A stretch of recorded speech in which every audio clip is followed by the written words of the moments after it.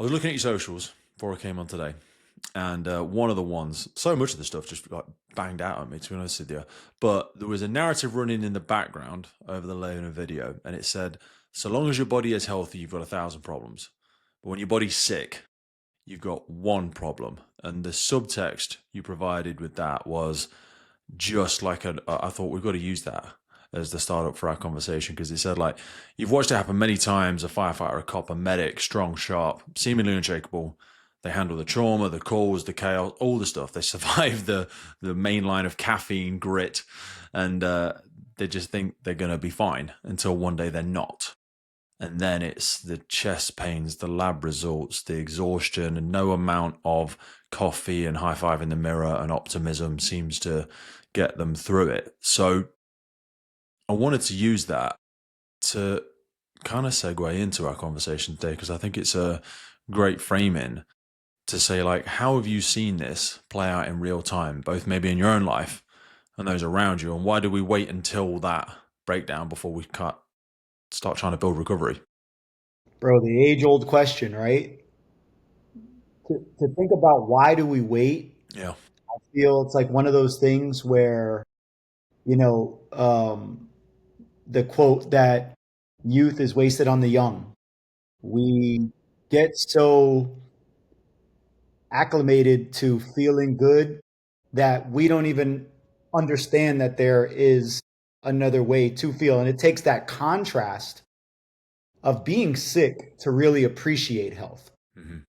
You don't understand what health really is because you naturally have it growing up and you take it for granted until something takes it away from you, whether that be the job or whether that be an accident. And for me, it was a combination of things. As I grew up, like most of us, athletic, playing sports, started my family early, and became a firefighter because I was really drawn to the schedule of working 24 hours and being off 48. I'm like, wow, 9 days a month. That's amazing. I can do so much. Part-time job, baby. Yeah. I can do whatever I want. I can have another business. I was a personal trainer at the time. So I was like, I can continue training people. I can have a pension. I can have benefits. I never thought about the damage that it did because nobody ever really talked about it. It was like firefighting is the greatest job in the The world. deal is And almost too good to be true. exactly. And we know the rules with that, right? Nothing's free, baby. No. And honestly, I think a lot of that had to do with combining EMS and fire because I think being a firefighter by itself would probably be a pretty sweet gig. You're not running calls all night on stomach aches and chest pain. You're getting maybe a couple fires overnight here and there, but they'd be so far and few between that it would be worth it. And you could drill, you could work out on shift, you could do all these things. But once you lace in the EMS, now you get a whole nother level of strain. Mm. And departments don't really explain this in training. There's not a lot of talk about how to live outside the department. I remember they would talk about, this is going to affect you. It's going to affect your family. Let them know. And you can't really understand what that means when you're a recruit and you're Well, 27 it's years old. kind of romanticized at that moment where it goes, "Look, you're going to see some shit," and then you go, "Oh, it's cool, man. I understand. I'm going to see some shit," and you're like, "Yeah, that's not really it." I mean, yes, the trauma element, the PTSD element, but to be honest, it's kind of the and again, I don't want to catastrophize on this for a second, but I liken it to the Chinese thing of death by 1,000 cuts. It's not one big. It's not a thing. It's accumulation effect, isn't it? Yeah, big time. And that's what we don't understand about stress. Hmm. Stress accumulates. So if you don't say you have a stressful event, you don't understand, first of all, how to mitigate or downregulate from that. You're not going to do it. You're just going to be like, oh, chalk it up. Then that other cut comes and that other cut comes. Now the job is giving you cuts. We know that we're going to get cut on the job, but also life gives you cuts. And people like us, most firefighters got second jobs. They train hard, they work out. Look at 99% of fitness content for firefighters. They're on gear, they're doing 30-minute AMRAPs. I saw a guy who has 100,000 followers. He did the hardest mile, which is like bear crawl, 400 meters, burpee broad jump 400 meters, run 400 meters, lunge 400 meters on gear. And like, I challenge you to do that. And that's awesome. That's a great challenge. But preface it. There's no preface. Did you get a good night's sleep? Because if you didn't get a good night's sleep last night, or you're in fight or flight for the last 5 years, this is going to fuck you up. And there's this gap in firefighting, fitness, and health where that's not talked about because it's not known, it's not understood.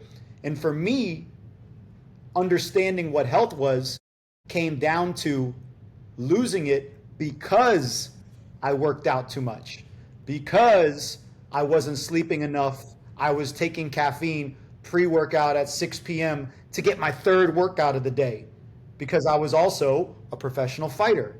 So you got the job, which is what I like to tell people, it's like a fight, but instead of fighting one opponent every 8 weeks, you're fighting 3 opponents for 25 years. Shit. And you're not living like a fighter. Yeah, you got sleep deprivation. You got toxic exposure to chemicals. You got trauma. And those are all invisible, brother. Mm-hmm. You can see that guy in front of you, you know what to train for, but if it's invisible and it accumulates, sneaks up on you, and then before you know it, you have anxiety. You're pre-diabetic. You have high blood pressure. You're gaining weight. You have a low libido. You have no energy. You have a terrible relationship. You get divorced. That compounds on top of that. And you're stuck still having to go to work. You still got to serve. Well, not only that, you've wrapped up your identity in this thing as well. We're so bad at that. We're so fucking bad at that. We wrap our own, like I always say the joke of, how do you know you're around a firefighter? Don't worry, they'll tell you. Do you know what I mean? Become, accountants don't walk around going, fucking man, I had this client yesterday, absolutely smashed it. I'm accountant, by the way. It just leaks from us though. So then you become so indoctrinated and conditioned in the role that you make it so much of your identity as well. Yeah. Yeah. And then what happens there when you leave the job, it is. And that's tough. Like when I retired, I had to kill 2 identities, firefighting and being an MMA fighter. Who the fuck am I? Who am I? Thank God I had kids, right? So I was still dad. Mm-hmm. But I was stuck in this purgatory of, I left the job, but I still feel like shit. Mm-hmm. I still can't sleep. Mm-hmm. I still have anxiety because I didn't have any tools. Mm-hmm. Even though you stop working, that doesn't mean that automatically you're going to get better. There's no one pill. There's no one modality that's going to make you better. It has to be holistic. And that's what I learned the hard way. When I lost my health, I had to understand that. Sorry, go ahead. No, I want to pull on a thread that I fucking hate myself already for interrupting you because my excitement gets too far ahead of me. But you said a few things, and I'll make notes, and otherwise I won't come back to it. It's like a couple of things: exercising hard, running off an empty cup. Someone said to me a long time ago, "The body whispers before it screams," and I can relate so many things. Like the first time I've only ever tore my pec off once. I tore my whole right pec off the bone. That was second workout of the day. I'd done some jiu-jitsu in the morning and then went for a big bench press session in the afternoon, ripped the whole thing straight off the bat. And I knew it was already pulling because someone had cranked on my shoulder earlier that day. Same again with my right patella tendon, snapped that off. I had surgery to reattach that, and I'd had tendinopathy in that for a while. I'd gone on a ruck run that morning, did it not long, it was like a 3-mile ruck run, and then it was in the afternoon. I was on the TV show doing this thing, and we were wrestling, and it just went snap. These things shouldn't be as much of a surprise as they are because we don't listen to the body, we don't listen to the whispers. Nope. We don't listen. I love that quote too. I use it on literally every sales call. There you go. It was a surfer, an international surfer I heard it from. It was a woman that said it. I can't remember her name and I need to find it because I hate saying quote. That's not mine. I don't know, maybe you said it, but I certainly heard her say it. But anyway, yeah. Talk to me about the whispers. Yeah, the whispers are waking up in the middle of the night at home for no reason. Heart racing, needing more caffeine to get through the day. A little bit of belly fat, even though you're working out, not recovering from the workouts. feeling that tendonitis, feeling that strain, feeling you don't want to go out anymore. You don't want to hang out with your buddies. You don't feel like having sex like you used to. You don't really want to be at work sometimes. Those are the whispers, and those are the little things that are trying to tell you, hey, you're in fight or flight. We need to get out of it. But nobody really is taught about the nervous system as a firefighter. But you don't know where the door is. You don't know where the exit is. It's a bit like the room's filling up with water, and like there's fucking 27 cat ladders. You're like, I don't know the way out of this. Talk to me a little bit more. Let's get a bit scientific for a second if we can. Don't go too far because you'll lose me. But the stress and cortisol. So what I'm hearing there is this relationship to that drip feed. I remember someone explaining it to me like it used to be me and John are out on a hunt as Neanderthals, and we hear a rustle in the bushes, and we go, oh shit, it's a saber-toothed tiger. Bang, cortisol hits, adrenaline pumps, immune system switches off, digestion. That's where the term shit scared came from, supposedly. Like, you're so scared, you either vomit or poo because your body's like, I don't need this food now, I need to survive. So it switches off hair growth, muscular repair, immune system, switches everything off to get this big punch of adrenaline and cortisol. And then it's supposed to just drop off when we go, thank fuck. I mean, John died, but shit, I was a faster runner and he was the brave one that fought the saber-tooth, so fuck it.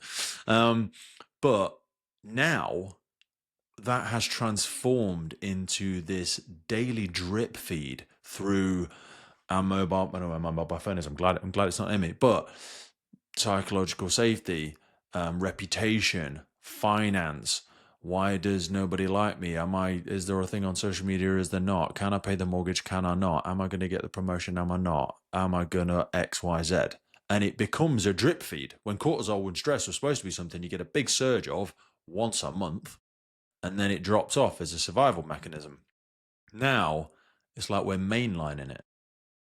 All day. All day. All day. And you nailed it, because I think the phone has been one of the worst things for it, because now you're plugged in all day. You're not even talking about the EMFs that are wired all around us. Mm-hmm.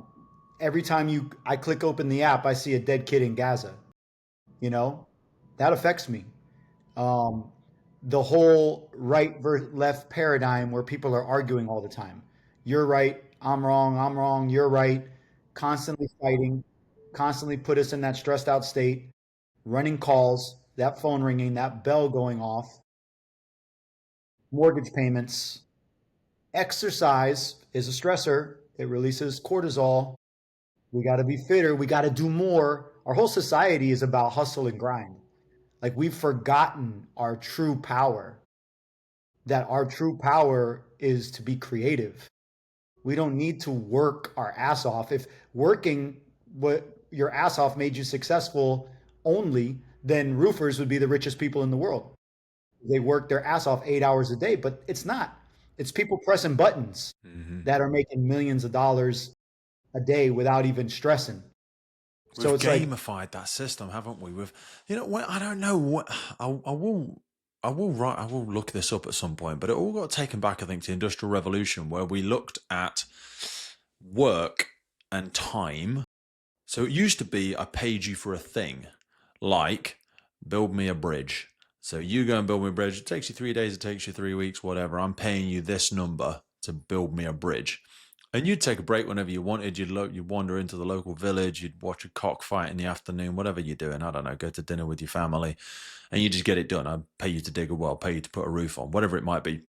And then the Industrial Revolution came, and it said we need 50 men in this place to do this thing. And we had to start formalizing how we were going to pay them, because it wasn't a completion task. There is no completion. The production line is going to keep running. So I'm paying you for buckets of time, which are 60 minutes each.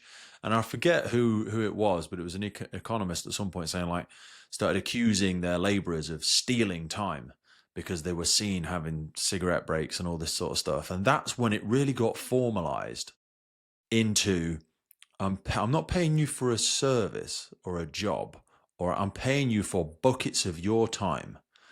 And that's unavoidable.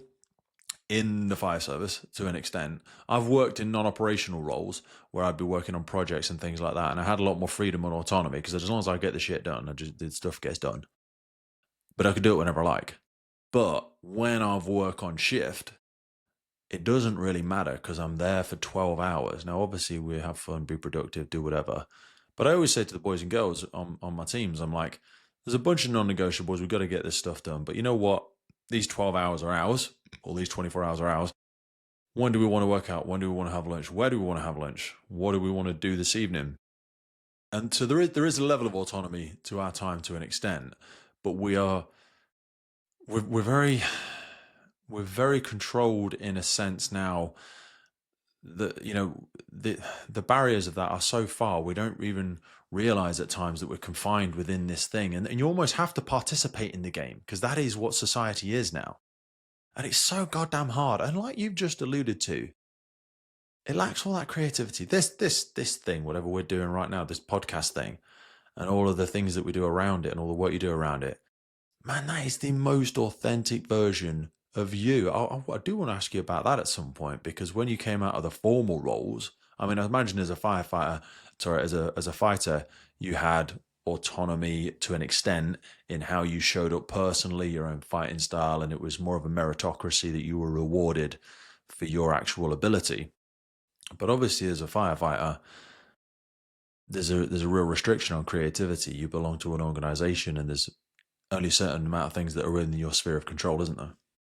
Big time. And it's in the control of your officer who might be a total idiot, might be a total jackass, because we know that we don't reward the most capable firefighters. We reward the best test takers.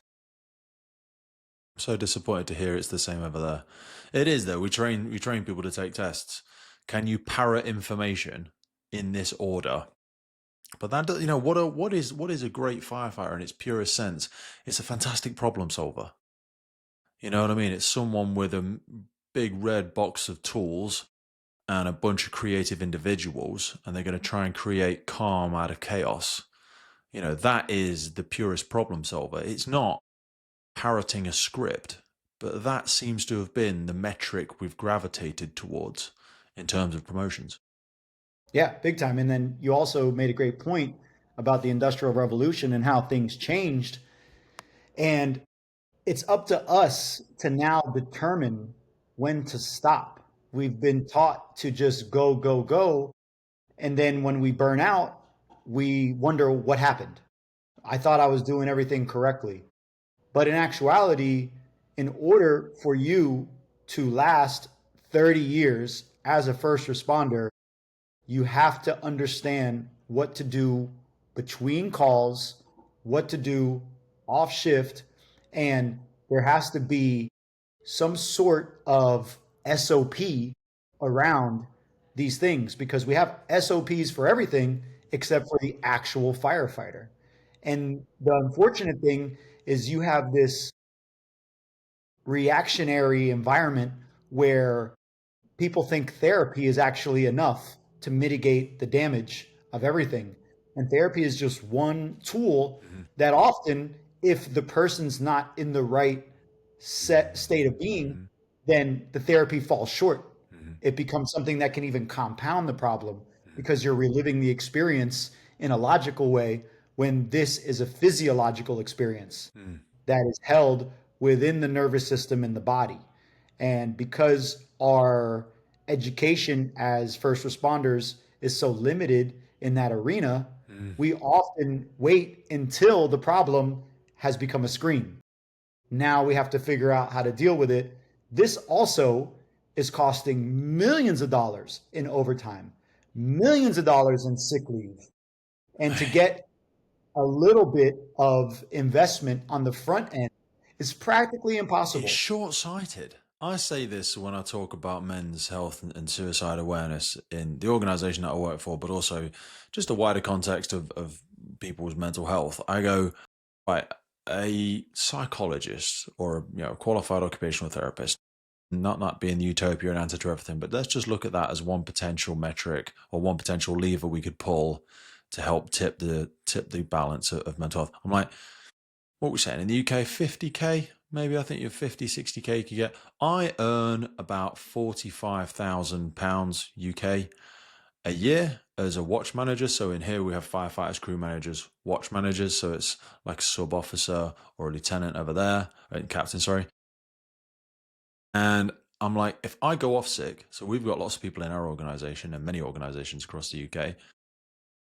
So mental health overtook musculoskeletal injuries maybe 7 years ago as the number one leading cause of lost time injury, lost time, people off work.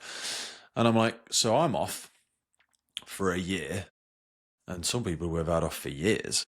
You've got to pay someone overtime, which is usually time and a half, if not double pay.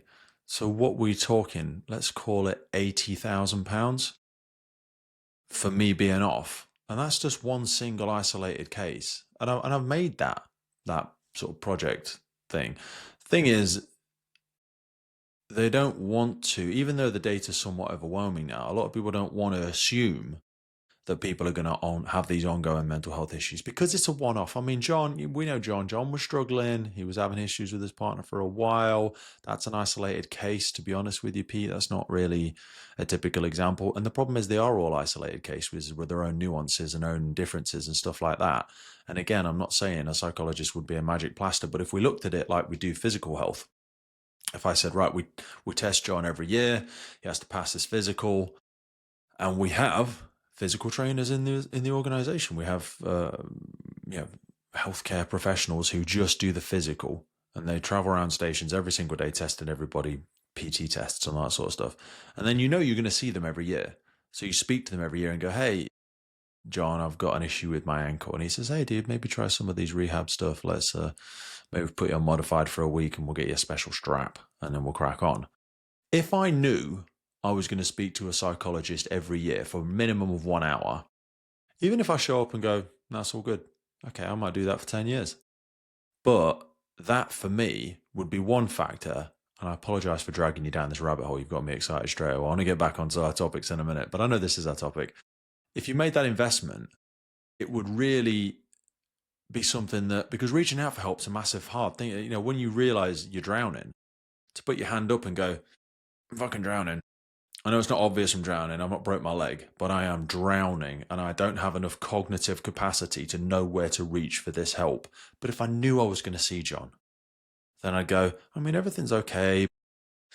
To be honest, I've got this itch. I've got this mental that's hurting. Can we talk about, I've got the whisper. Exactly. And you make a great point because when I was at the end of my career, I would wake up with my heart racing 3:30 in the morning, and I would begin to have a bowel movement. I would begin to feel some numbness in my arm, and automatically, what do you think? Heart attack. Heart attack.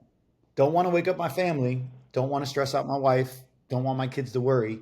Sneak out of bed, don't want to call the fire department, drive to the station, Yeah. right? Don't they Drive. ain't turning up to my house. I'll never live this shit down. Exactly. So I drive to the station thinking, if I am having a heart attack, this is where I want to be. Get there, can't even go inside because I don't want to look weak. I don't want to raise my hand.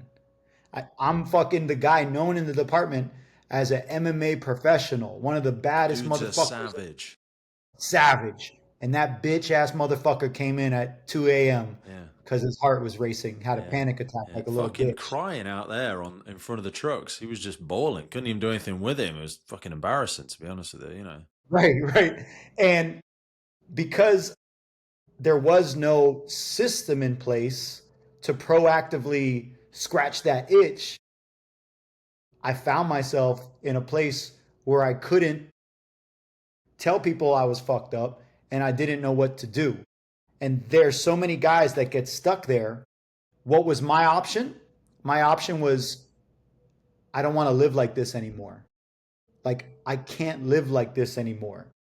I'm not going to kill myself because I have 3 young kids. So I have to leave the department. Then began to research what's going on with me, figure out my recovery process is 2 to 4 years because it took me years to get to this point. Once you get to the scream, to the drowning, it's not a quick fix. And you're not the same. I've never been the same. Before this, I was one guy. After this, I've been the guy who no longer drinks alcohol, which is not a big deal, but I can't drink alcohol. I can't stay out late. I can't even be in good situations that create stress too often. Can't work out too hard because I will begin to fall back into the heart arrhythmias, the anxiety, the disrupted sleep. So now my whole life is built around sleeping better, not being in a stressed out state, and teaching other people how to do it.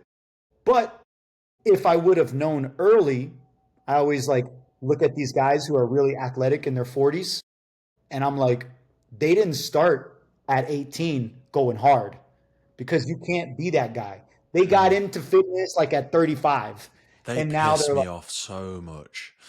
this is not I true. love them, but like I've got people that I train with at the CrossFit gym and stuff. Like you say, they started in their 30s or whatever, and I, in my late teens, early 20s, was doing 600-700 pound squats, deadlifts, all that sort of jazz, and just broke bulging discs in my back in my 30s, and all that sort of stuff. And they've just discovered it now, which is great, and they're changing through the gears and they're loving it. And I just think, fuck, did I do it all wrong? What am I doing? I feel like a fraud. I feel like a failure. I still want to be doing all of this stuff. But you're right. It's a little bit like post-COVID, where it was like we have to get used to a new normal. There is a new normal for me now. I have to reframe what fitness is for me, what healthy is for me, what happy is. Happy is hard. I, Yeah. I find joy regularly. I'll stumble across it. Like joy is a bit like a sneeze or laughter. It's like you can't control it. It just shows up, doesn't it? And you go, oh, you experience joy. But I see a lot of people living in contentness and sometimes happiness. And I'm like, no, I either overshoot it into joy or I'm just in this low level self hatred, just driven by a lot of anger sometimes, to be honest with you. And I don't like that version of me. But it kinds to just be where I've rested at. And I don't know if that's a cortisol burnout or if that's what, but it's a bit of a numbness at times, to be honest with you. For sure. Yeah. And that's where those separations come in relationships. 1,000,000%. 1,000,000%. Because it's hard to meet that person where they are, isn't it? When the worst version, your worst version of the day is seeing a really traumatic call, or like you push it. I've never fought professionally, or sparred and blah blah blah. People that do that, there's a whole nother gear they need to enter it. Their new normal, your new normal, is so different to other people. And if that has been a source of purpose, happiness, drive, mission for you for so long, how do you replicate that? How the hell? There is no other that, surely. I mean, you will know better than anybody. I don't know. Right. And then think about it as a first responder, you're at the professional level of trauma, right? And your wife probably is going to see 2 to 4 traumatic experiences in her life. Parents die, see a bad accident, maybe get in one. You live that every single day. So that puts you at that high level of desensitized emotions. And then you're supposed to connect with this person down here.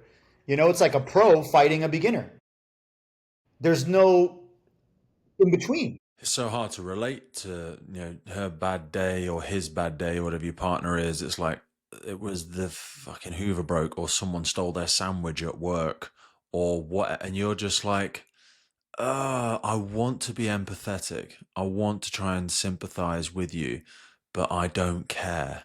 Or you care, but you do. It's hard to find You sincere can't feel it. empathy in something like that because it's just No, not where you're living. no. And that's where a lot of that, like that disconnect in those relationships is. One of the guys I work with, he's recently divorced. And I talked to another firefighter yesterday who got divorced twice. And you look at the guys who, there's a very famous firefighter here in Miami who took his life about a year ago. and his wife, she runs a nonprofit now that basically is looking to help guys before they get to that point. But what we have to understand as first responders is in order for us to live, as you said, happily and content, we have to learn how to connect with our spouse and share the healing process because nothing connects you more than exploring your healing journey and bringing them along, whether they're male or female. Hmm. Doing it together is what creates that bond that can't be broken. But if you feel like you're living over here and she feels like she's living over there, inevitably, you're going to break apart. You're going to drift apart.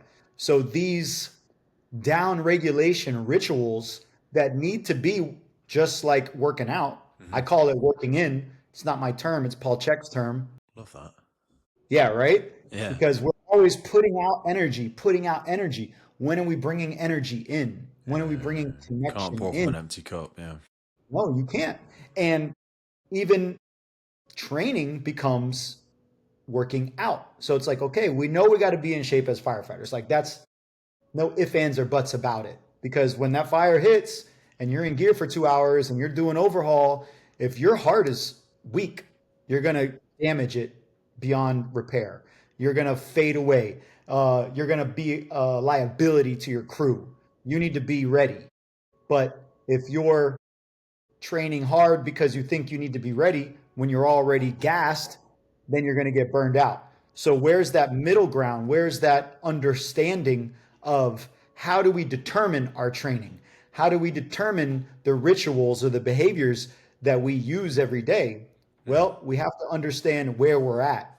And that's why, I advocate for everybody to have a fitness wearable because that fitness wearable, boom, is going to direct you. Because how many times have you thought to yourself, you know what? I had a good night's sleep. I slept at home, but then you look at your fitness wearable and it says you're not recovered. Yeah. And you're like, damn, I wanted to go to jujitsu today. Like Uh-huh. I train a lot of guys that do jujitsu now, Uh. And I'm like, sorry, bro, you ain't going today because your system ain't ready for it. So today you're gonna go for a walk. You're gonna go for 30 minutes of sitting in the sun, chilling out, breathing deep. You know what?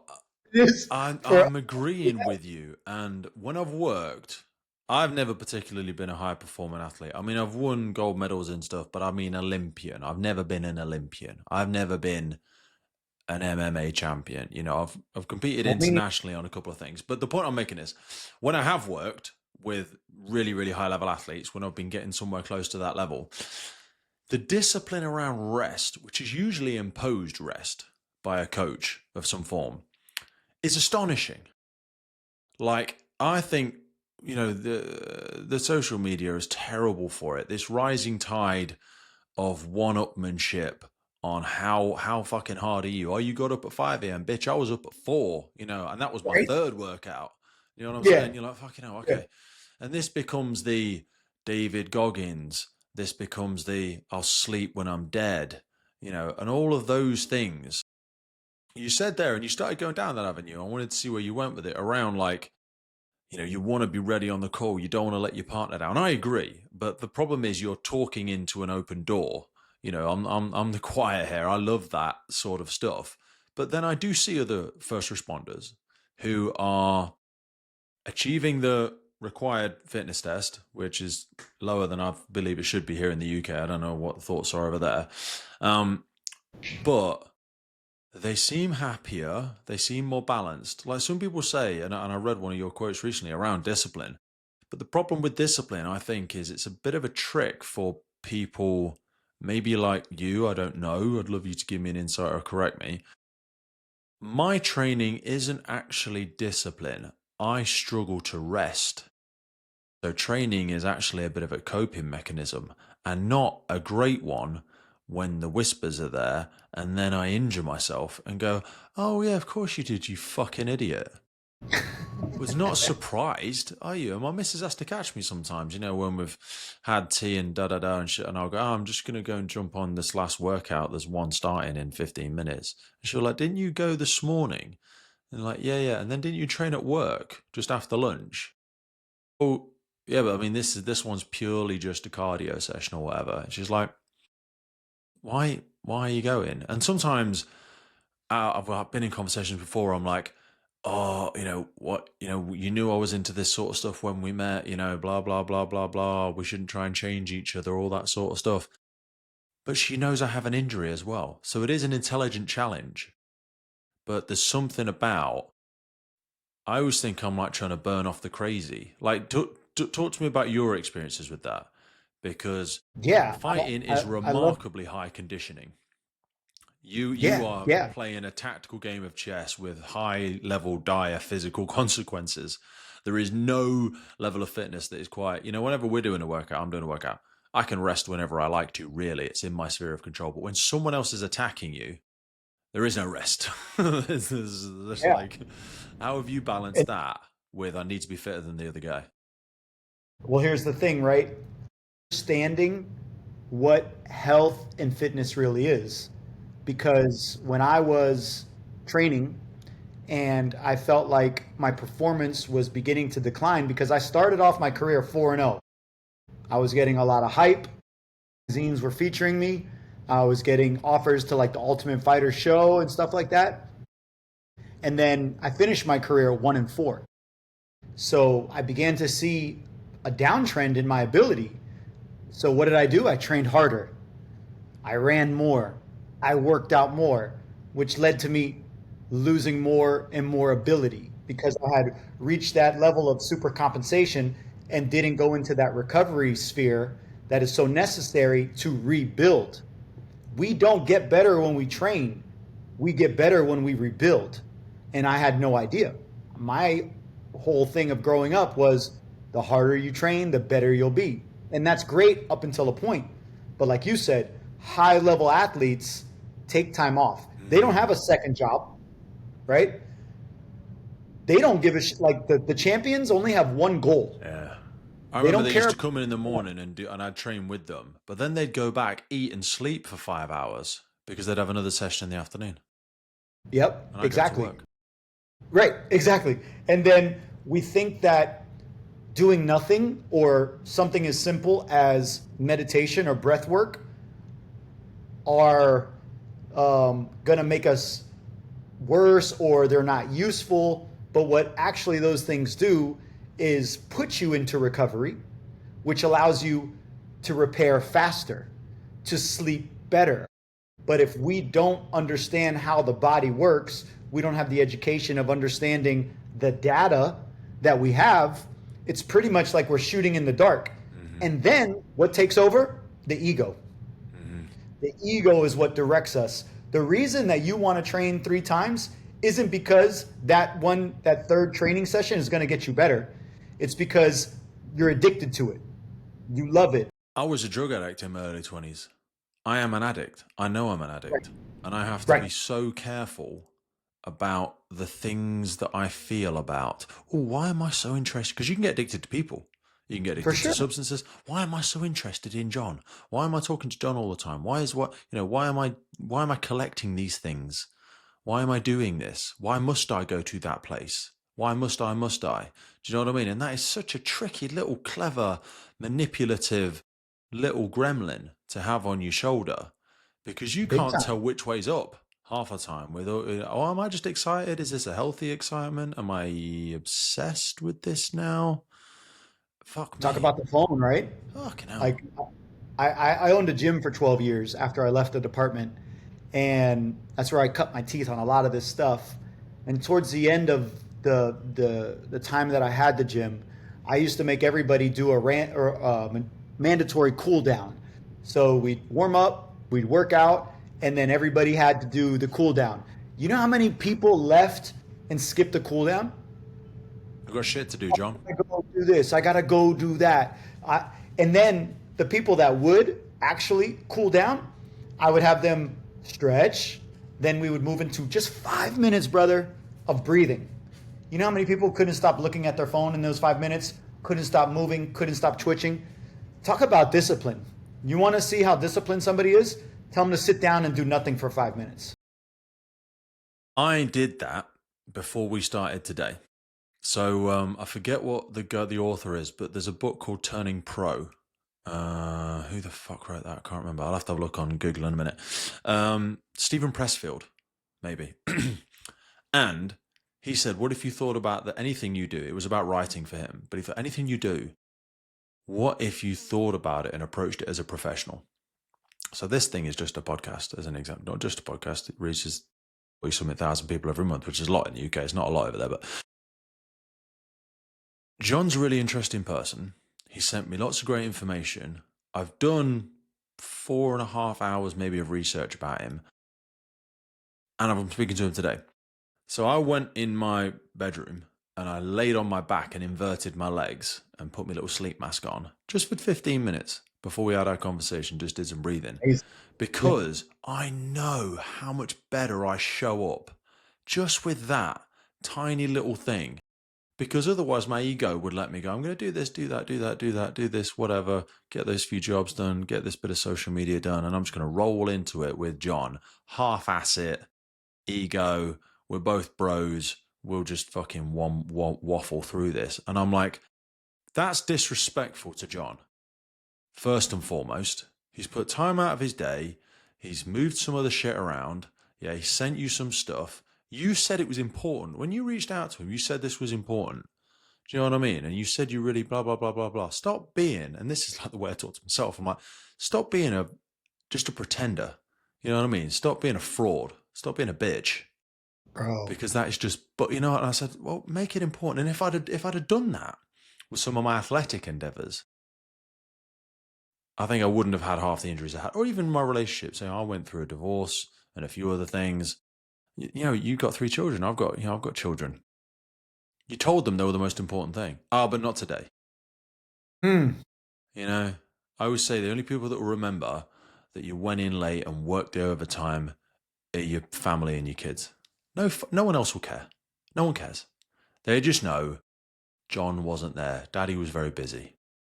Do you know what I mean? And that is so hard with anything to maintain that. But I totally agree with you. Just going back to that, you know, the cool down, that reflection period, that recovery period, with anything in life.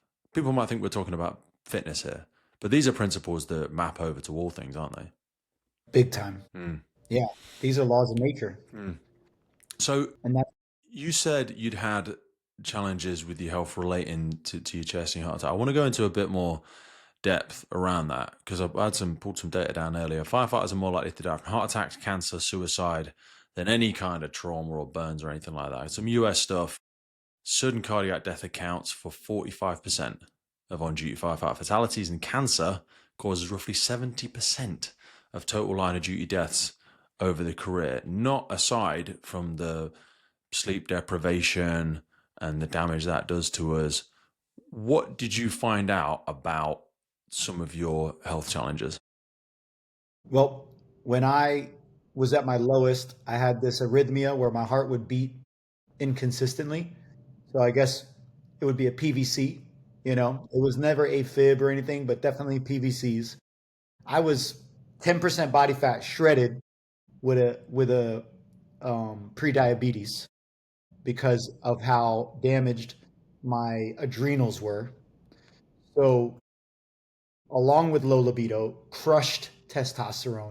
I had erectile dysfunction for like 3 years. Fucked. Exactly. Yeah. You don't even want to do it. It's like, even if your pipes are working, you don't care. There's no zest, you know? And then you get it up, and then like my heart would beat weird because it would come on with adrenaline. Sex is adrenaline.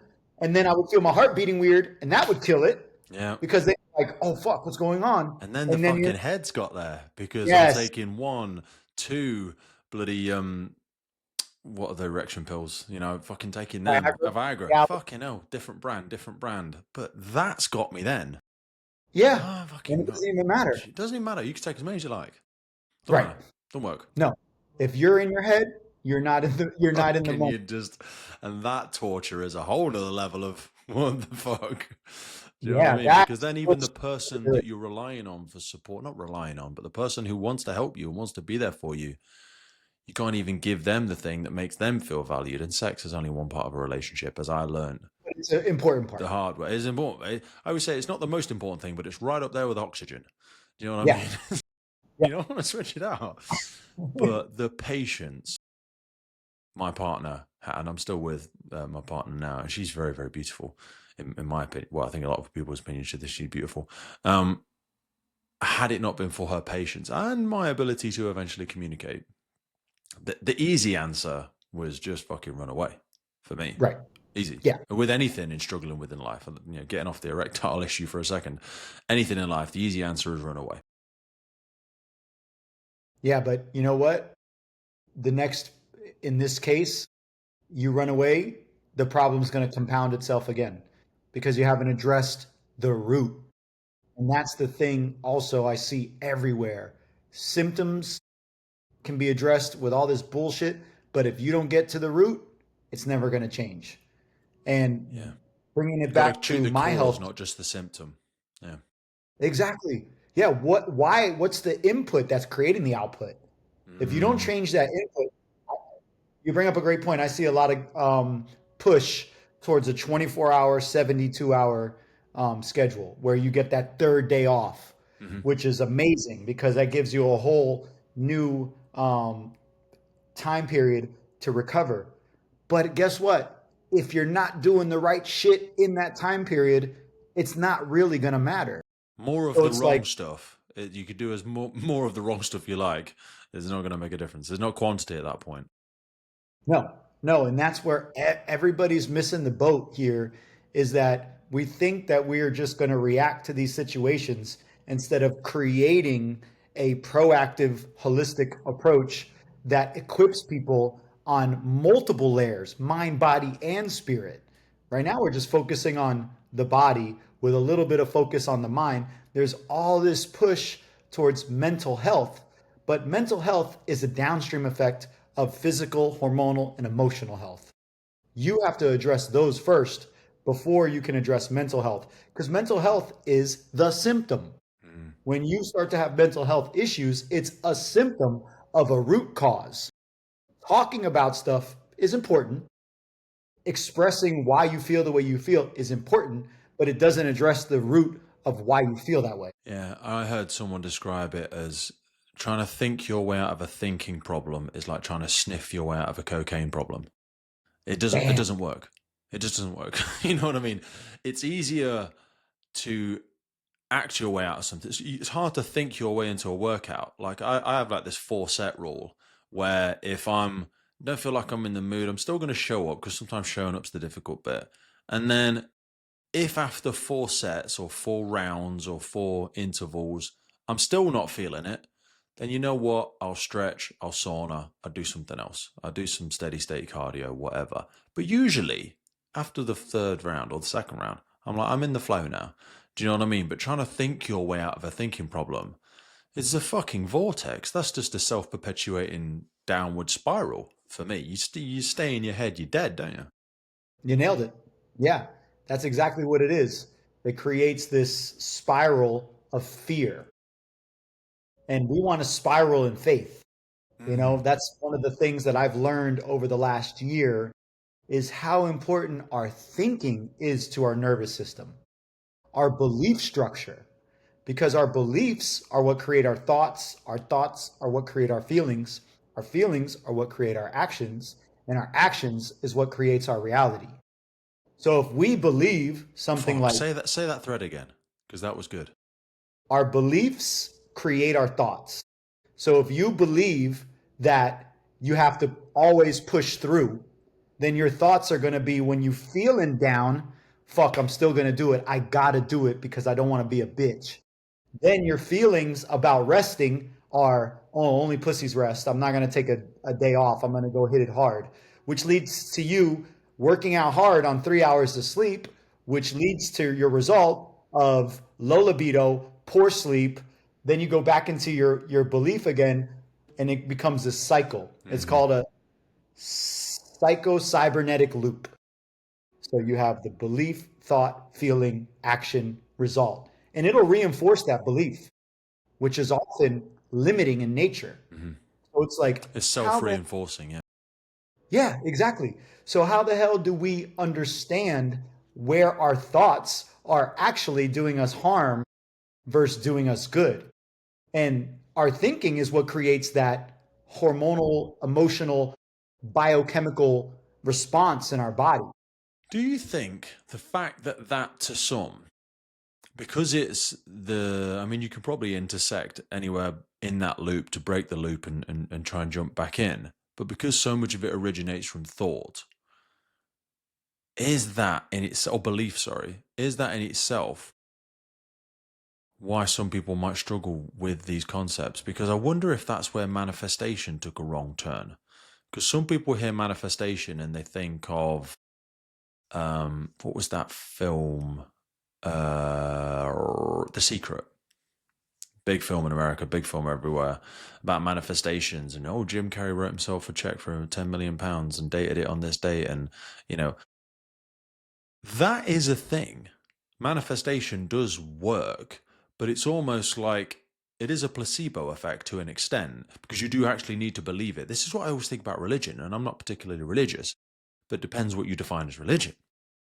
Religion, if that is something, if that is a practice you engage in on a weekly or daily basis, that as a result of engaging in that practice makes you show up in the world as a better version of you, you have a better relationship with those loved ones, you show up to the people in your world as a better version of yourself, then it works. Whether you call it God, Allah, Buddha, Christian, Islam, Sikh, Jim, whatever you call it, it doesn't matter. Really, I don't need to believe what you believe, but it's whether you have the self-awareness to go, is what I'm believing taking me towards or away from my expressed goal? You What am I nailed it. saying I'm trying to go towards? And is what I'm, am I having uphill hopes and downhill habits? Do you know what I'm saying? Is there a mismatch going on here? For sure. Think about it like this, right? When you see all these people telling you to journal and have these positive affirmations, and why isn't everybody making money if you're abundant, right? I'm abundant, because you don't believe you're abundant. You believe that money's hard to make. You believe that money's scarce because your parents taught you that shit. Our beliefs are built from 0 to 8 years old. We come into this world with about 25 billion synaptic connections between neurons, but we have over 100 billion connections available, and that's all reconnected through experience. So you come in knowing how to shit, digest food, cry, You know, but you you only have have two fears when you're born. So a fear of loud noises and a fear of falling. Everything else you learn. I read correct. this the other day. That's the Yeah, only thing you're born with. Fear of loud right. noises and fear of falling. If you do that with a baby, it will shudder as though it's petrified and loud. Everything else, like you said, it's just the synapses firing. It's that connected mental pathway, and it's like walking through a field. You walk the same route every time, and all of a sudden the synapse is secure. And then when Yeah, something fires, it goes, this is a path of least resistance. I believe John is out to get me. John is bad. The world is bad. Someone's going to this. Money's hard to get. Women hurt me. Whatever. working out is hard. Yeah. Money, Yeah, I money don't. is evil. Whatever. Right. All Yeah, that shit. money's evil. Right. And think about it. So when it comes to manifestation, what we don't realize is that we're always manifesting. Mm. It's just unconscious because we don't know what our limiting beliefs are because they happen to be limited. There are blind spots. Like the reason that we became who we are physically, imposing men, is because we believed that's what a man looks like. We believe a man can protect his family. A man can hold his own in any situation. So working out to us wasn't a task, it was necessary. Mhm. But It a was our lot of people don't genetic obligation. obligation. We just felt like that was something we believed that that was what it meant to be a man. Some other people believe other things, which leads to them being good at other stuff. Mm-hmm. So it's like we have to come to terms with, yes, manifestation is real. Now, are you directing your manifestation, or is your belief structure directing your manifestations? Mm. And one of the books that I sent you in the pre-pod synopsis was this book called A Changed Mind. And Mm. it's written by this guy named David Bayer. And he was the first person that really broke it down in a way that I could understand a framework to actually break limiting beliefs and rewire them. Because if you think about it, a belief is just an opinion that somebody gave you. Yeah. Your parents told you that money was hard to make Mm-hmm. by the way they lived. Your parents told you that working out is important, or it's not important, or that working late and working overtime are important. And even by their actions, sometimes you learned a different belief because you didn't want to be like your parents. Mm-hmm. So my dad spent a lot of time working overtime and was never home. And I saw what that did to my family. So my belief was you're always there for your family. You don't, work is not as important as family. He grew up with Depression era parents Mm-hmm. who believed that work and providing financially was the most important thing. Mm-hmm. So those belief structures created the reality that we live in. That's why I spend so much time with my family. That's why him and my mom got divorced, because our belief structures. So once we start to understand how important that belief is, and that, like you alluded to, it's hardwired into you. Mm-hmm. Your brain made that connection. It's the path of least resistance. That's why you keep making the same mistakes, because it's hardwired into you. And also, you're unconsciously looking for things to reinforce it. I think this was Tony Robbinson's. It was a little bit of NLP stuff, but it was also like neuroassociative conditioning, I think he refers to it as. And he used an example like you decide to get the newest Volkswagen or the newest Ford Raptor or whatever. And then all of a sudden, as soon as you've got one, they're fucking everywhere because they become relevant to your belief that this is a cool thing. I got it, and I'm looking for validation on this belief. So when you look around, it's the old seek and ye shall find in a religious context. You look Bam. for proof to reaffirm your belief, and you've got these unconscious blinkers on around you that all this other stuff is because it doesn't relate to supporting your belief. You just don't see it. It's like when you look at the picture and you say, now, find green, find green, find green. Then you look at it again, or you say, oh, how many red chairs were there? There's no fucking red chairs. Well, you didn't see them all because it wasn't relevant to your belief and what was important to you in your life, in your world. It's like when you have a kid and you go, Jesus Christ, there's daycare everywhere. Where's all these fucking daycare centers come from? Do you know what I mean? And they're like, well, they've always been there. You just didn't care. Yeah, You didn't have a yeah, kid. it's called your reticular activating system. Reticular, thank you so much. Reticular activating system. Yeah. That element of it is so important because you're right. I sometimes think of a belief as an opinion because when I work with other communities around the areas that I live in, and we have like traveling communities, I don't think you really have traveling communities in the US very much. Like the gypsies? Yeah, or gypsies. So Romany gypsy or gypsies, we're not trying to be politically correct, but they will be commonly be known as gypsies here in the UK, although they might not want to say they're gypsies, different origins, whatever. They travel around. Their opinion of what is right and wrong is different from your opinion. Now, certain things, as a collective opinion, have been written into law. So if you do it wrong, we'll hit you with a big stick, throw you in the jail. But most of the other stuff, it's just your fucking opinion. Do you know what I mean? That you think is right or wrong, and some of it sits within that. What's the window? Oh God, brain farting. There's a window of accepted norms in society Yeah. of things we should or shouldn't do. The Overton window is called. Yes. And there's things that we think are generally acceptable in everyday society, and some of those beliefs, just relating back to the male stigma stereotype, is I should be this way, I should be that way. But do you know what I think's made that as worse? And this might just, I know we're getting way off topic, just for reference No. for a second. No, this is everything, brother. People that were worried about not remembering the book. So David Bayers, I'm going to put all of this in the notes. So everyone, don't worry about taking notes. Just listen. Don't worry about it for now. It'll be in below. Men used to identify, and I think a lot do, identify as those things. They are the provider, the protector, the whatever, the whatever. Then women's rights revolution, great, happened, which is good. But I always say there's no solutions, only trade-offs. So there is a cost to everything. And cost might be the wrong word, but there's an adaptation that everything happens around me. Now, will you identify yourself as strong, provider, protector? Well, I don't need you to protect me. I'm fucking independent. You know, I'm your missus, whatever. Society doesn't need or want men to do some of these things anymore because of the toxic nature and the lens through which they're viewed sometimes, not always.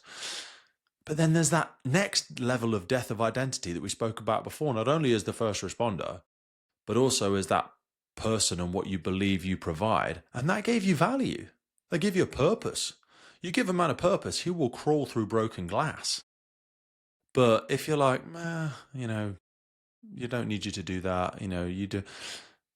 That level of autonomy, we're all purpose-driven animals, aren't we, really? We need to, that's why I think first responder, people don't join the first responder sector for the income. They join it for the outcome. They join because they want to believe they're part of a wider good.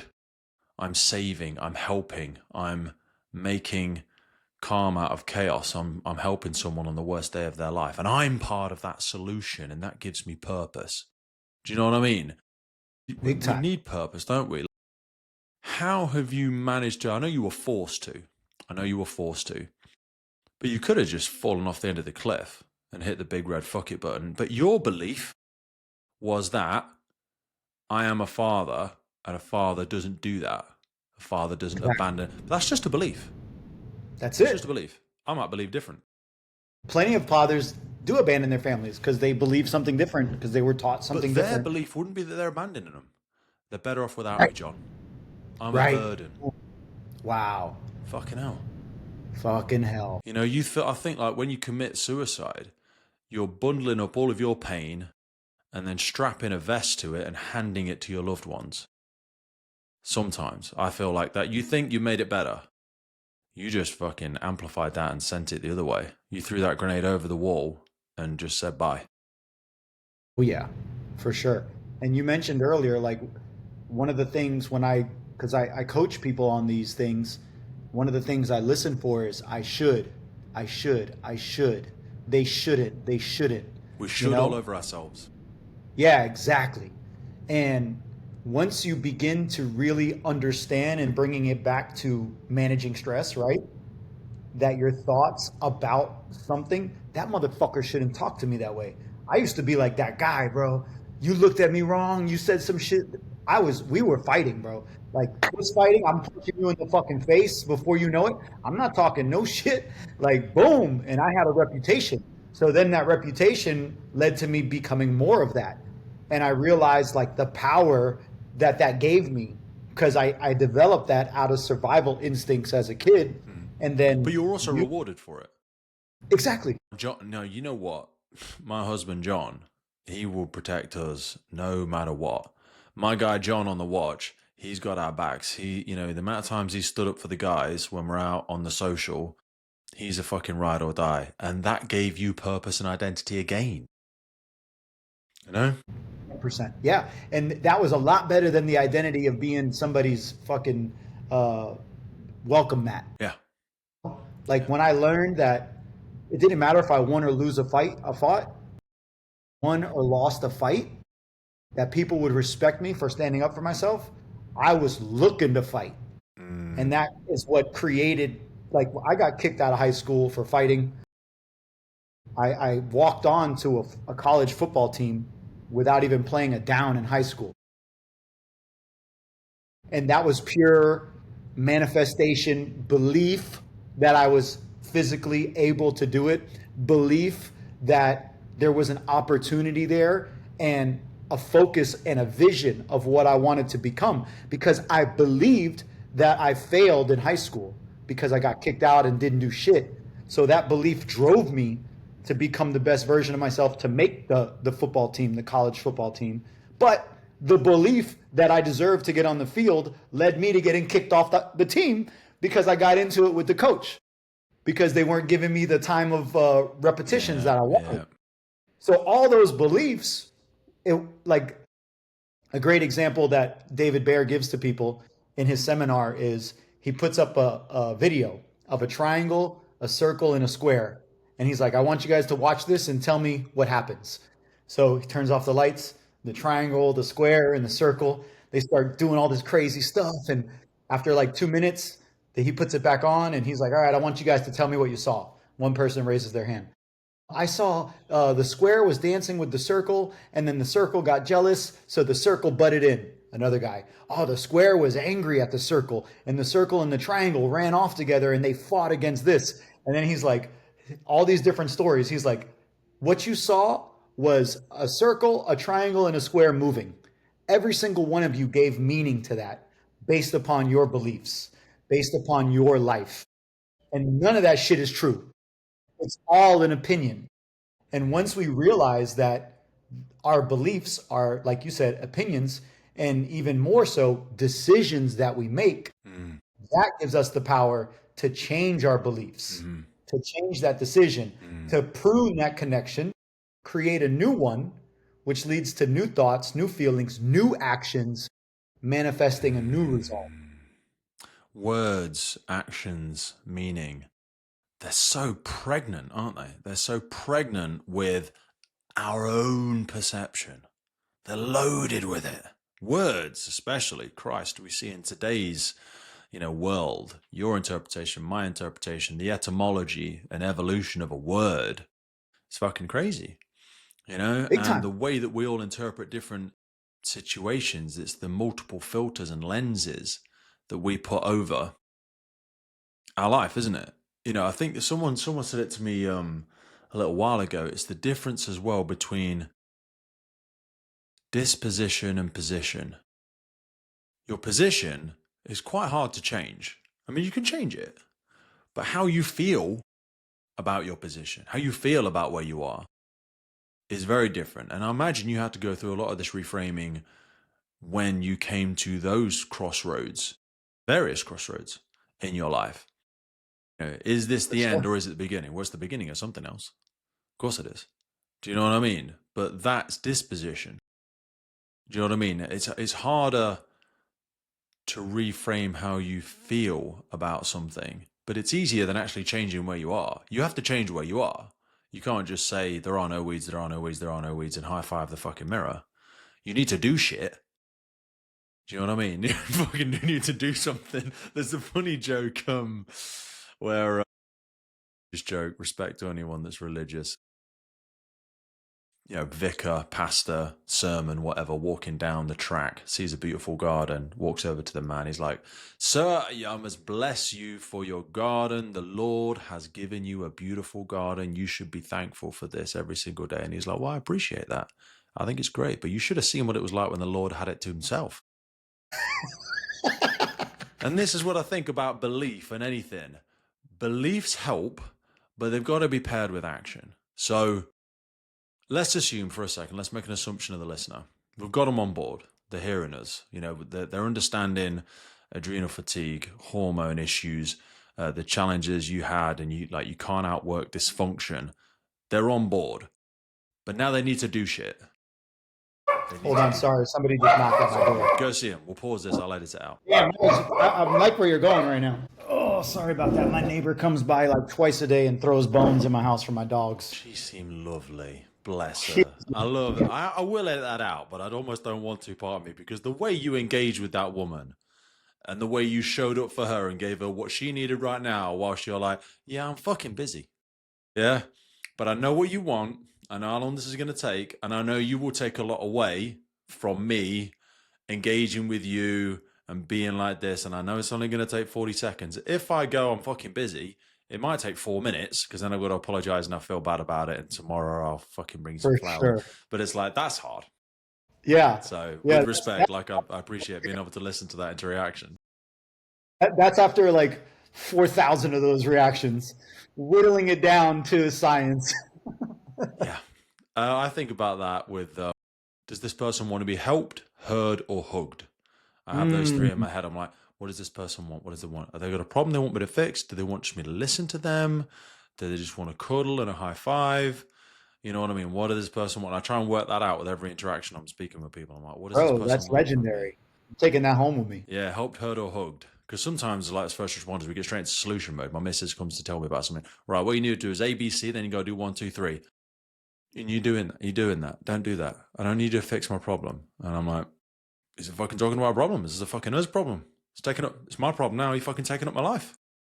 Sort this shit out. Anyway, I'll edit It's this easy. out. All you gotta do is this. It's simple. I know Yeah. it's tough. So we've got people into solution mode. They're on board. They want to take some actions. We're very, very action driven people. So I want to try and transition into a few deployables. There's some great stuff on your socials. I saw the other one about breathing the other day. Take us into the tactical for a second things, and we'll put links underneath here for people to go and check out some of your stuff, and they can sign up on whatever they want to do. There is a bunch of stuff you've put out there for free as well, which is really useful for people. But give us some of that, some of the low hanging fruit, but also if it's low hanging, sometimes you have to work for it, folks. So maybe take us through some short term, long term, what you think is things that you work with people on. Yeah. So right away, you got to start looking at your data. The first thing you got to do is have a wearable like you do and I do so that you know where you're at. If you don't know where you're at, you don't know where you're going, They say right? if So you're get not your assessing, you're guessing. 100%. Yeah. And we don't want to be guessing here because guessing is what got us to where we're at. Thinking we know what we're doing got us to where we're at. So we got to get dialed in. We got to take the ego out of it, use the data to our advantage. I look at it as red, yellow, green. When you're red, all you're doing is breathing, meditation, walks in nature, fishing, hiking, things that are going to make you just chill. Nothing that's going to put your heart rate up over 50% of your max. But you have to do those things so that you can get yourself out of fight or flight. It's not a negotiable. It's every day. Every single day you should be doing breath work. It just depends how many minutes should you be doing.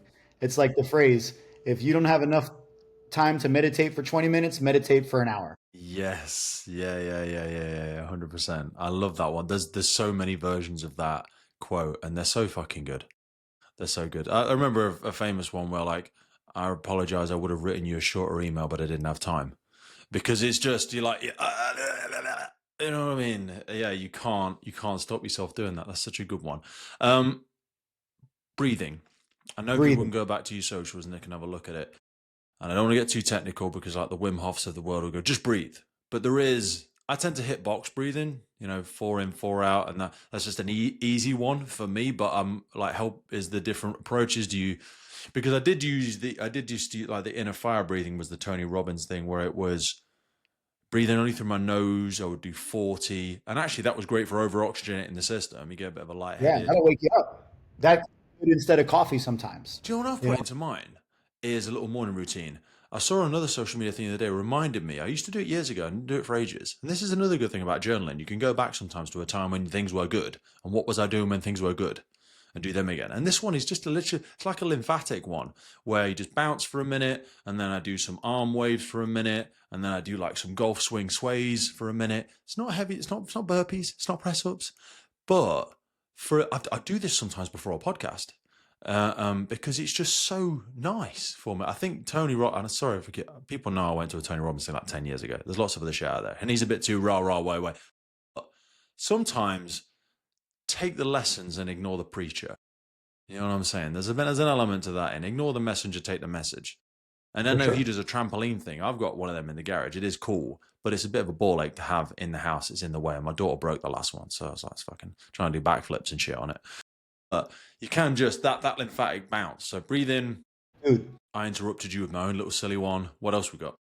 no, like I was going to add to what you just said. One of the best ways to make breathing easier, it's funny because it's like intentionally breathing is actually kind of hard, because you like have to think about breathing, something you do automatically. You bounce up and down for like a minute, just like you said, just bouncing, shaking it all out, you're going to start breathing naturally. And then you go into like a deeper breathing where you expand your diaphragm for like 4 to 5 seconds. Hmm. Hold that inhale for like 6, 7 seconds, and then exhale for like 7 or 8 seconds. Yeah, If you your do that, exhale should be longer, which is not what box breathing is about, because box breathing is more 4 and 4. But the exhale should be longer, and I forget why. But because it's it lowers the vagal tone. Because you're that's what it speaking, is. your nervous system speaks breath. That's the language it speaks. So if you want to speak to the nervous system, you have to speak breath. You can't tell it, oh, slow your heart rate down, uh, have less anxiety. No, you have to Yeah. breathe. And then the nervous system goes, oh shit, we're freaking relaxed right now. We're getting a stimulus because that's what our nervous system does. It's reacting to the stimulus, the external stimulus. So if you believe something's a threat, it feels like a threat. Mhm. So when you put yourself on some nice soft music and you bounce around a little bit and then you just start breathing deep and deep and deep and you don't worry about nothing else. Everybody's like, "Oh, I can't do it. I can't meditate. I think too much." You're supposed to think. The only Yeah. thing for meditating is thinking you're not meditating. You are meditating. All you're doing is breathing. So 4-7-8 box breathing. You could even do like a short Wim Hof thing where you do a breath hold on the exhale. All of those Yes. techniques are going to improve the nervous system's functionality for you to sleep better, for your hormones to operate better. So we want to focus on the nervous system first, using the data to direct us. So if your data is poor, you do more breathing. If your data is good, you still breathe, but you just don't need to breathe as long. So every day you're breathing. I still do the work. I hold the exhale work before I do ice bath stuff. So I've got a new one recently. I used to just have a cheap, like I got an old chest freezer, silicone inside it, and then had like a low level pump that I'll pump it out every once a week, do a little dump of chlorine. But I did some partnership work with somebody and got a new one recently. Because it is controlling that breath as soon as you enter into the thing. We won't get too much into ice bath bullshit because that I've been doing it for about 9 years and it's been heavily fucking sabotaged in the last few years. But again, message and messenger, this shit is really old. People think it's new. It's really old. And it used to be an immunization thing. I remember reading about a tribe. They used to take their young down and dunk them. They used to smash the ice and dunk their kids into it because it built their immune system. Cortisol reset, lymphatic drainage, and that stuff has loads of context into it. The breathing thing is so hard. I find if you really struggle with it to start with, guided work helps. And there's loads of YouTube shit out there where it's just audio only. Because if you tell yourself I'm going to do it for 10 minutes, 20 minutes, half an hour, and you're like, my thoughts keep dragging. Thoughts, it's okay. Because then you get the opportunity to recognize your thought is dragging you away and bringing it back. And that's part of the process. People have this thing where they think I have to sit in a lotus position and do the om. No, no, no, no, no. You could be sitting normally just in a chair, just in the garden. You haven't even got to have your eyes closed. You just stare at a blade of grass if you want to. You haven't got to do it the way that you think it's done by the Shaolin monks. Do you know Yeah, what I that's the mean? you're thinking the way it needs to be a certain way. It just needs to be done. I think it's too simple is the problem. I remember a comedian talking about it where it was like, I went on a wellness retreat, the whole fucking first day was breathing. And I didn't want to seem like the class expert, but I was like, to be honest, I don't mean to brag. I've been breathing since I was born. I do this shit in my sleep, literally. I'm sorry everyone else struggles with this. And he's being obviously the comedic element. I get it. It's funny, but it is almost too simple. We love It complexity, really don't we? is. I want to It say, really is. John, do I need to hold my left nostril and bounce on my ear? And then every 17 seconds on interval, every 13 seconds on the second interval, poke myself in the eye or fucking Right. whatever, or take 2 milligrams of whatever underneath my tongue. Yeah. It's simpler than that shit. So You were born with the tools. exactly, you're a technology, and you just for like we haven't been taught that. We forgot that. So along with the breathing, I love to combine grounding, where you're barefoot in the grass, because you're going to get that negative ionic charge, which is going to improve inflammation. It acts as a natural antioxidant, removing free radicals. So now you're barefoot on the ground, you're breathing deep, and then throw in some sun in the Yeah. morning, so you're resetting your circadian rhythm. And Every also, for first people in the UK, sun doesn't have to mean 30 degrees. no, It just means UV on skin. So I walk outside in my shorts, the shorts that I'm wearing now, and I walk down to the bottom of the garden because that's where the washing line is, and I regularly hang stuff out and just love scrunching my feet in the grass And then sometimes I do a little bit of animal stuff where I do like the animal walks, where I'll like Yeah, try and do the gorilla crawl and then all that sort of stuff. Because that's just, I had bulging discs in my back. And it's for nice sure. things. If you put a habit into an existing habit, it's easier than trying to say, I need to put 10 minutes out of my day to do X. I'm like, no, just you can find a way to slot it into something else. Stack it. Yeah, stack it. That's what Yeah, it's all about for me. Sorry, yeah, my no, that's perpetual great. ADHD keeps interrupting you. People are going to hate No, listening no, to you're this. adding to everything, so it's perfect.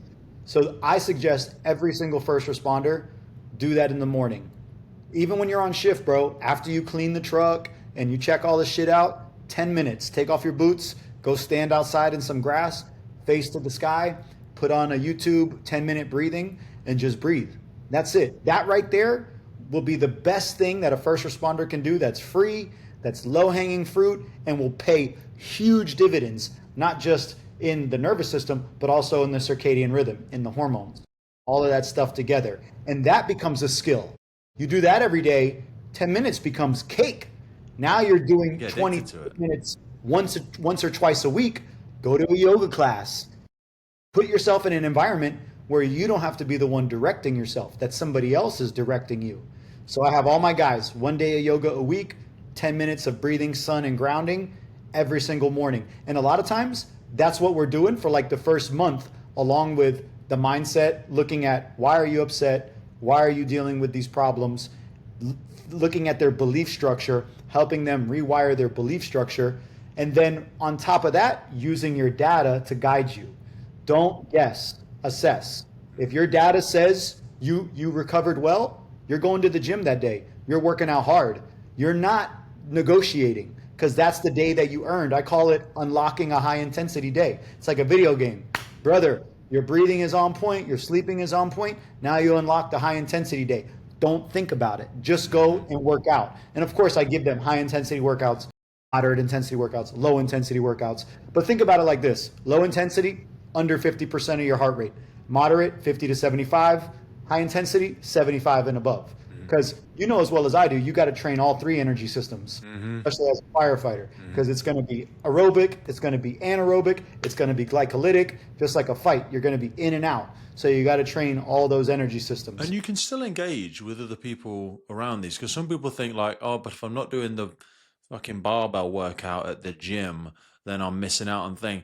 I've sat on ski ergs or bikes for an hour and a half watching everyone else do the thing in front of me, and they all come over, say hello.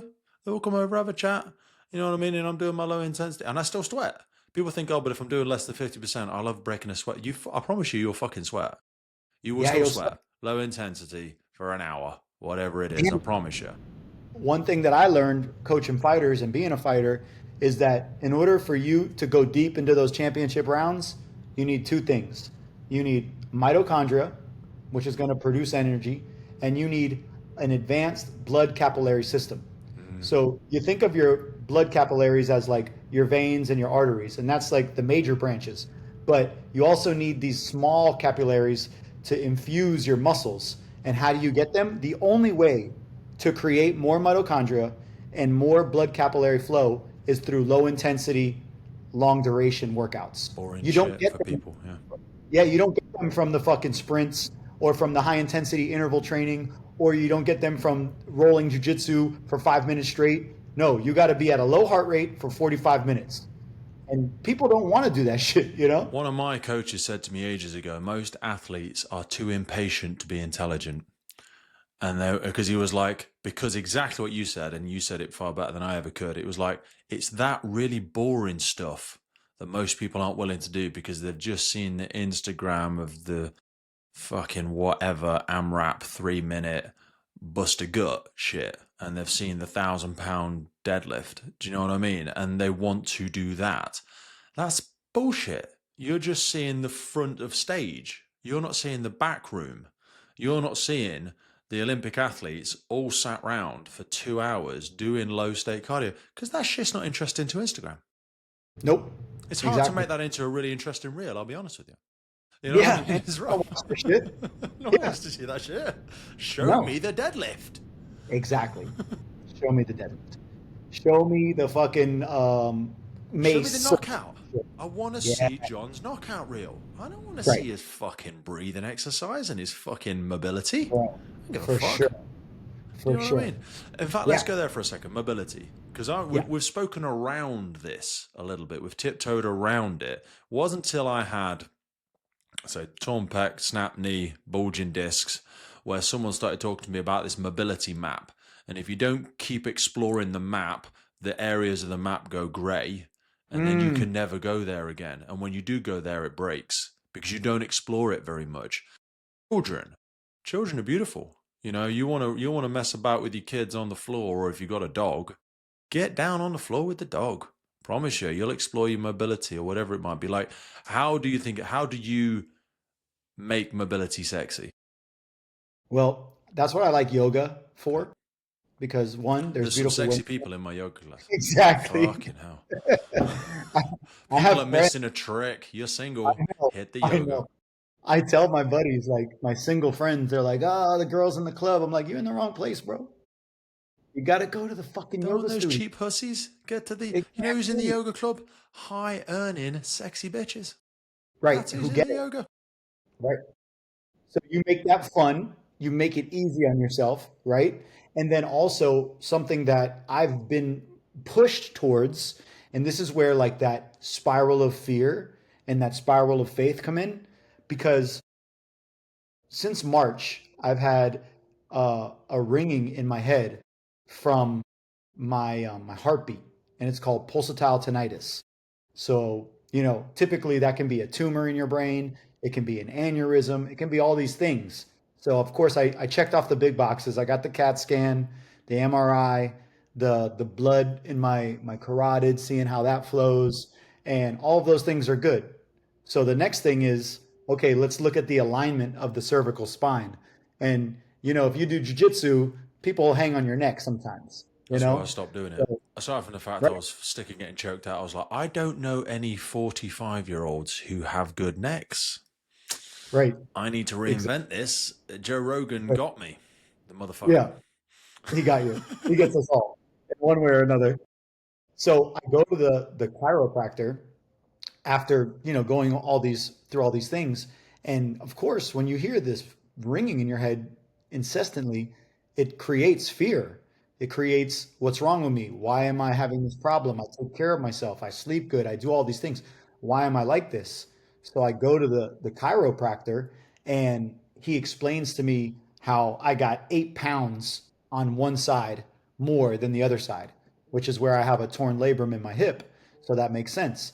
Then on my right side here, I have some numbness, which comes down from my neck too. And as you alluded to, all of these things are from working out in certain ranges of motion and not doing the exploratory movements that are so necessary as you age. Because strength doesn't go anywhere compared to mobility. Hmm. So even going into a practice like yoga, doing the not so sexy mobility routines before and after your training, making 1 or 2 days a week mobility days, because you don't need to work out 5 days a week. No. Like you can get great results from a full body day 3 days a week, and then mobility, yoga, breathing, relaxation techniques 3 days a week, and go to the chiropractor, get a massage, do things that are going to put you in a position where you're forced to change the way you move your patterns, to change the way you operate from your training. Because holistic training requires you to work on your mobility, it requires you to work on your strength, it requires you to work on your cardio, it requires you to work on every single aspect of performance so that you can move well into late adulthood. And where I'm bringing this back to is when I went to the chiropractor and I realized that my whole body, my back, my hip, my shoulder, my neck, the thing in my head, it's all created through misalignment Hmm. of how my body is operating. And I understood this thing in my head wasn't a negative thing. It pushed me into a place that required me to do things differently Hmm. in order to continue my evolution. Hmm. And when I went into the doctor's office and I sat down, there was a book on the desk, and the book is the chiropractic philosophy. And the name of the book is Life Without Fear. And I was like, damn.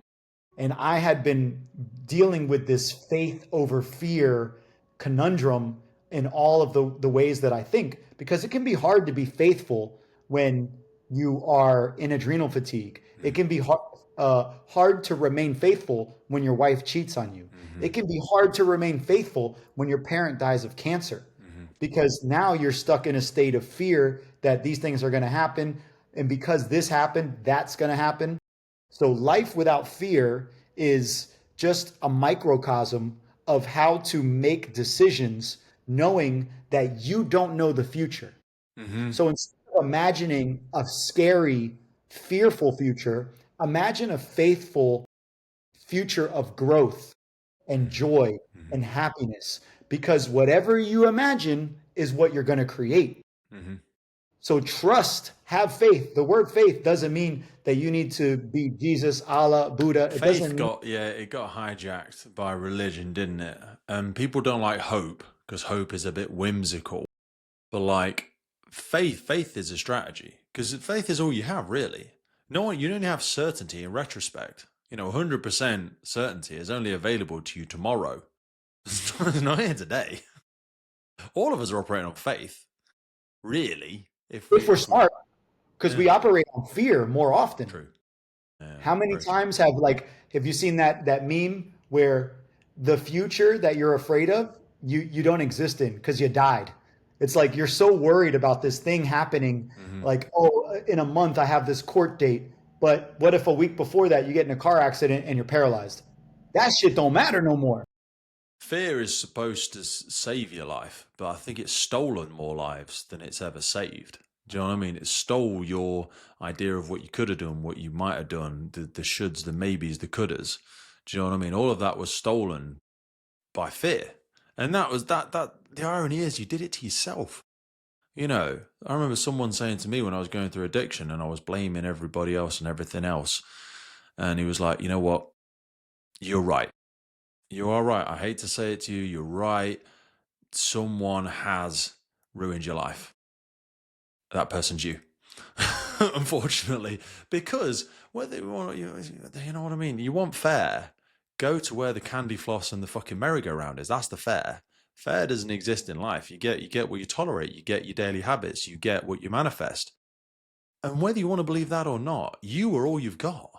You came here alone. You're going to die alone, and you get to share lovely experiences. But it has to come from you. And whilst that might seem a bit victim mindset, it's all about the reframing and the perspective. Because if you flip it, that's a tremendous place of empowerment. Fuck me, I've got the steering wheel. I'm holding the pen. I'm writing this shit. Tremendous. Exactly. Tremendous. Yeah, you're the one in control. And operating from faith allows you to stay in a parasympathetic state. Because if you're worried about stuff all the time, if you're worried about getting cancer as a first responder, you're going to get cancer because you're going to be stuck in fight or flight. But if you live in faith that you're doing everything in your power to mitigate the damage of the job, and you stay relaxed and you know that by doing these behaviors that I learned on this podcast, that I'm going to put myself in the best position to be healthy, you're going to be healthy. Having Because the humility to pivot. Like you just said, being in the air, finger on the pulse, data driven, feedback driven, pivot. Because the future belongs to those who will pivot. The future belongs to the learner. Do you know what I mean? The evolution, for fuck's sake. You know what I mean? We belong to the person that was willing to evolve. If you have strong views weakly held, don't be married to this identity. Like we've said, my fitness is I'm a good fighter. Fitness is I can deadlift 300 kilos. Fitness is, no, that needs to evolve, because that was true. It was. I'm not saying it was true then. But now we're a different time, different place, different age, different surroundings, different factors. You've got to be able to pivot. But that requires a lot of humility, because it's like you coming on here in 3 years' time and saying, but shit, you said 4 seconds, John. You didn't say 5 seconds breathing out. And you're like, you're right, 100%. And I'm so glad. I'm glad we've learned that. I'm glad I've learned that. But don't make don't make progress the enemy of perfect either. Like if a lot of this stuff pivots you towards, don't sack it off just because it's not utopia. Do you know what I mean? I These know are exactly. ways of getting progress. They might not be perfect. Perfect is it's a It doesn't, horizon. it doesn't You'll exist. never get to it. No, no, because you climb this mountain, there's going to be a new mountain to climb. It's all about progress. A lot of times people get paralyzed because they're analyzing things so often. I had a client that he got on with me. He had a A1C of like 7.1, was taking diabetes medication, was weighing 230 pounds at 5'8". And, I could have told him, work out, eat better, meditate, all that shit. But in our first call, I'm like, what's the problem? Why can't you do these things? Why haven't you done them? Because I don't have the workout plan that I need. I can't work out for an hour because I live over here and I do this. And it all came back to he always wanted things to be perfect and he had to know exactly how things needed to be done. Mm-hmm. And I got him to admit that progress was more important than perfection. 5 weeks in, he's down 20 pounds. He's off his diabetes medication, and all he's doing is walking 3 times a day because that's all he can do. And his life is changing because he shifted the belief from perfection to progress. Mm-hmm. And that's the idea here. Whether it's business, relationships, or health, it needs to be about progress. You're not going to always, when you started this podcast, did you know how to run a podcast? Fuck me, it was terrible. I often describe it as learning out loud because I'm going to mess up every single time. And then it's okay. Don't fucking worry about it. Exactly. No one cares. There's No one cares. It's all right. nobody fucking cares.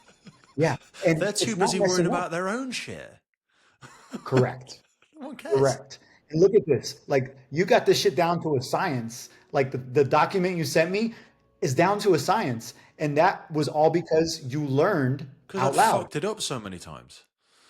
You know what I mean? Because the person didn't know where to go, or they didn't get the log on, or I didn't tell them, and I didn't. And that was okay. Do you know what I mean? I could That's have sacked it off, how gone, fuck, and it was so embarrassing. I mean, John's got thousands of followers, and he knows I fucked it up, and I can't even. Mate, a couple of times I've had issues with the software, and the whole thing's deleted. And I'm like, oh shit, fuck me, I can't fucking tell John. I fucking deleted the whole thing. I tell you what, I'll make up a fucking stupid, weird fucking. The fucking thing happened, and then the lightning bolt happened, and then the dog ate it, and then you never believe what. Do you know what I did? I just said, you know what? I had a fuck up, mate. Honestly, I had a Yeah. brain fart, deleted the wrong thing. I'm really sorry. Yeah. If you're cool, we can hit it again. If not, no worries. Really apologize. And do you know what people go? Most people, in fact, everyone I've said that to, and some have got like the one guy had like 900,000 followers, and he was like, and it's only happened 3 times, but he was like, don't fucking worry about it. Won't be for a couple of months though. I said, that's fine. No doesn't mean no forever. It means no right now. Exactly. So again, if you can't afford a chiropractor right now, that's okay. Can you afford to walk around the block? This is where, like, we have a thing in the UK, Couch to 5K. I don't know if you have it over there at all. And it's about helping people really, really struggling with their health just achieve a 5K run. And most of it is walk intervals, run walk intervals. Do you know what I mean? It's like walk for 3 minutes, run for 30 seconds. What? That's it. That's fucking great. Oh, but no, because I saw Usain Bolt and LeBron James do that. Right, they're at step 436. You're at step 1 of, are you drinking 5 liters of water a day and are you sleeping? Right, fuck how many grams of creatine you're taking then. We'll worry about that when we get there. But you're making perfection the enemy of progress again.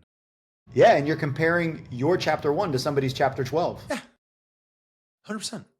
Yeah, chapter 1 is chapter 1, bro. Like you're not going to learn unless you do it.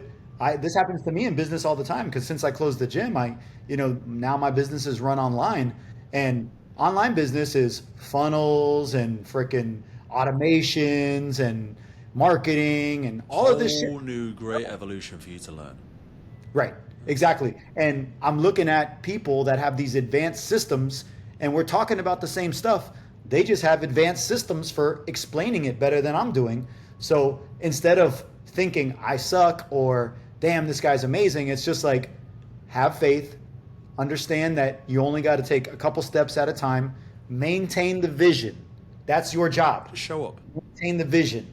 Yeah. All the Just podcast is an advertisement for next week's podcast. That's all it is. And that's the irony for an addict, which really has helped me. There is no finish. Nope. It'll finish when I die or I stop Right. or whatever. Right. But I'm in control of all of those, except the death thing. But then no one will care anyway. It'll probably Nope. get bigger after I die. They're Exactly. fucking worrying about it. Exactly. You know what I mean? Yeah, worrying is just energy used in the wrong way. 1,000,000%. That is so, it's the guy that said, I've lived the life of many problems, most of which never happened. Fucking most of the arguments I had in the shower and the perpetual, vacillation over the thing that never manifested and the argument that never took place. You know what I mean? All of that stuff steals so much from us. I want to be super respectful of time because I know we've both got commitments this afternoon. We could talk for another fucking 5 hours. What I'd love to do is, again, some people, you probably won't, but some people guess to look back after the list and stuff and go, oh, we didn't talk about ABC and XYZ. I'm like, well, we'll come back in 6 months. Come back in a year. Sure. Fucking whatever. And we'll be new people then. 100%. A man never enters the same river twice because the river's changed and so has he. So I would love for us to come back on in 6 months and go, hey, you remember what I said then? Bollocks. This bit, A, B, and C were the same, but F, let's pivot on F. And it's not like we're reinventing the wheel and turning it upside down. It's a pivot. Do you know what I mean? And we're in the best world for pivots now because data, feedback, the global connections that we have with people.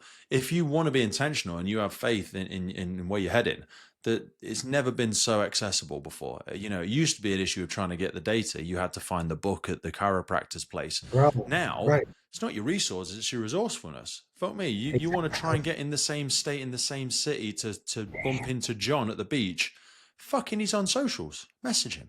He lives in the middle of you live God knows how many thousands of miles away from me. And I feel like, we've had a wonderful, just connected conversation today, which I've absolutely loved. This was never possible. Even 10 years ago, this wasn't possible. Yeah, and we're bitching. Princess problems. Princess problems. People won't know before I came on. Fuck me, Princess. We live in an embarrassment of abundance at the minute. Fuck me, let's right size up. We are kings. Mate, I've absolutely loved that. If people want to go, I'm not going to do the cringy thing where you have to promote it. Look right underneath here, folks. There's links to John. There'll be a couple of references to the books we've spoken about. John was kind enough to provide me with some articles. Those links will be under there as well. John, please send my love to your family, to your children, to the lovely lady next door who interrupted us halfway through. People won't know because I have edited it out, but that was a lovely little interconnection where, honestly, guys, John was able to pull himself out of something he'd planned for and put time aside for to give a loving, she sounded older than you significantly, a living older neighbor, the little bit of attention that she needed in that moment to make her world a little bit better. And then he was able to transition straight back and be where his feet are. So you won't have noticed that, but that happened in between this. Mate, thank you so much for today. I really loved it. And I look forward to speaking in the future. Well, Pete, I can't thank you enough. This has been one of the best conversations I've had in a long time. And I feel like we're kindred souls. Absolutely, so I look forward to talking to you again. And now I have a reason to go to England. Come on over, brother. Let's get some food, baby. Let's go for a walk. I'd love it. Right, man. I'll speak to you soon, all right? All right, brother.